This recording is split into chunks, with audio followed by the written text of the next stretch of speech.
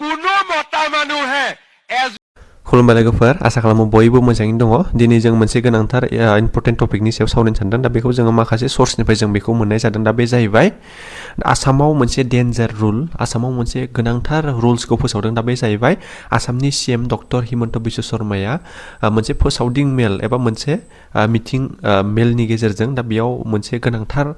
खोथाखौ बिथाङा बुंथिनायखौ जोङो नुनो मोननाय जादों आसामनि सीएम डक्टर हिमन्त बिश्व शर्मानि मोनसे गोनांथार फोसावनाय दा बे जाहैबाय आसामाव 25 नभेम्बरनिफ्राय मोनसे आसामाव गोदान रुल्सखौ लाबोगोन दा बै खोथाखौ बिथाङा फोरमायदिदों लोगोसे आसाम केबिनेटआव सावरायखाबाय एबा आसाम एसेम्ब्लियाव दा बेफोर खोथाखौ सावरायनाय जादों होननानै बुंनाय जादों दा बे जाहैबाय आसामाव सासेनिख्रुइ बारा हिन्जाव लानो मोना एबा सासेनिख्रुइ बारा बांसिन हिन्जाव लानो मोना दा बे खोथाखौ आसामनि सीएमआ मोनसे मेलनि गेजेरजों फोसावनायखौ जों नुनो मोननाय जादों आरो बिथांनि केबिनेटआव दा बेखौबो सावरायदों होननानै बुंथिनाय जादों माने सासे हौवाया सासे हिन्जाव हाबा खालामनो मोनगोन दा बेनि अनगा सासेनि बारा हिन्जाव हाबा खालामनो मोननाय नङा दा बेफोरबायदि खोथाखौ दा बिथाङा बुंथिदों आरो जुदिबा सासेनिख्रुइ बारा हिन्जाव लायो दा बिथांमोनखौ मा खालामनाय जागोन 7 इयार्स जेल एबा 7 बोसोरसिमहालागै जेल जानांगोन दा बे खोथाखौ फोरमायथिनानै होनायखौ जोङो नुनो मोननाय जादों दा सिगांनि समाव दा बेफोरबायदि गोख्रों रुल्सखौ जों नुनो मोननाय जायाखैमोन नाथायबा दा सीएमआ मोनसे गोख्रों एबा डेन्जार मोनसे रुल्सखौ फोसावनायखौ जोङो नुनो मोननाय जादों दा बेखौ लानानै गोबां पाब्लिकआ एबा गोबां रायजो राजा बिथांमोना गोनो गोथो जानानै दङ दा बे बेलायाव एसे जोंहा गोनो गोथो जाथावना खायसे बाथ्राया ओंखारदों मानो होननानै बुङोब्ला जायफोरा दासिम माने हाबा खालामखांबाय सानै हिन्जाव दा बिथांमोना मा जागोन दा बिथांमोनाबो 7 इयार्स जेलखौ जानांगोन नामा दा बैफोर खोथायाव दिनै पाब्लिकआ गोबां गोनो गोथो जानानै दङ लोगोसेनो दा इन फिउचार इयुन समाव जुदि सासे हौवाया सानै हिन्जाव हाबा खालामोब्ला दा बेथ' जेल जागोन 7 इयार्स दा बेखौ जों मिथियो नाथायबा दासिमाव जायफोर सिगाङाव माने सानै हिन्जाव लानानै दङ दा बिथांमोनखौ मा खालामगोन दा बेनि सायावबो पाब्लिकआ दिनै गोबां गोनो गोथो जानानै थानायखौ जोङो नुनो मोननाय जादों बे रुलखौ 25 नभेम्बरनिफ्राय फल' खालामगोन एबा 25 नभेम्बराव दा बेखौ जों फाइनाल रिजाल्टखौ मोनगोन मानो होननानै बुङोब्ला दा सीएम बिथाङानो 25 नभेम्बरनिफ्राय दा बेखौ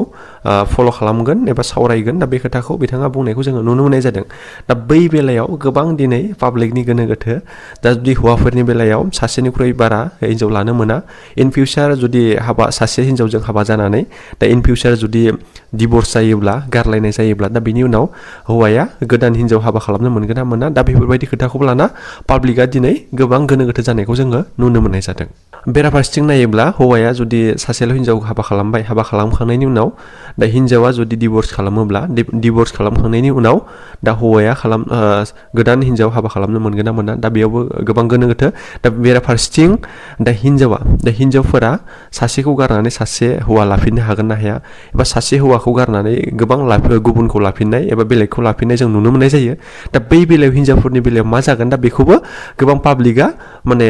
भइस रेज खालामनाय गोबां पाब्लिकआ माने जों बुंथिनायखौ जोङो नुनो मोननाय जादों जुदि अब्ला हिन्जावफोराबो सासे हौवाखौ जुदि डिभर्स जायोब्ला बाइ चान्सआव जुदि डिभर्स जायोब्ला एबा हौवाफोर जुदि थैजायोब्ला दा बैनि उनाव गोदान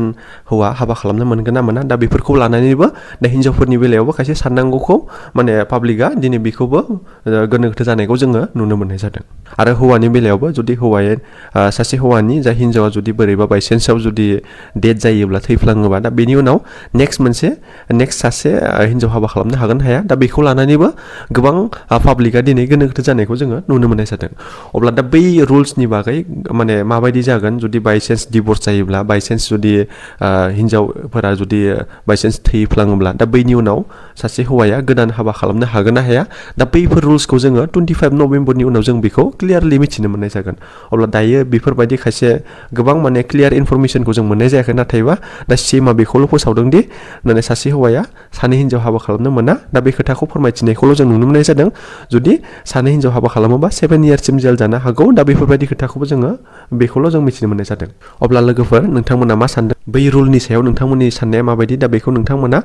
कमेन्टनि गेजेरजों फोरमायहर दा बेफोरबायदि रुल्सआ जोंनि आसामाव मोजां जागोन ना जाया एबा बैफोरबायदि रुल्सआ जोंनि गेजेराव मा एफेक्ट खालामगोन एबा मा गोहोम खोख्लैगोन दा बेफोरनि बेलायाव नोंथांमोना कमेन्टनि गेजेरजों फोरमायहर आरो नोंथांमोना बैफोरबायदि रुलखौ सापर्ट खालामोना खालामा दा बेखौबो नोंथांमोना कमेन्टनि गेजेरजों फोरमायहर अके गोजोन्थों এইবাৰ আমি আৰু এখন নতুন আইন আনিম যে কোনো মতা মানুহে এজনতকৈ বেছি ঘৈণীয়েক ৰাখিব ঘৰত নোৱাৰে কোনেও যাতে ৰাখিব নোৱাৰে 25 নৱেম্বৰ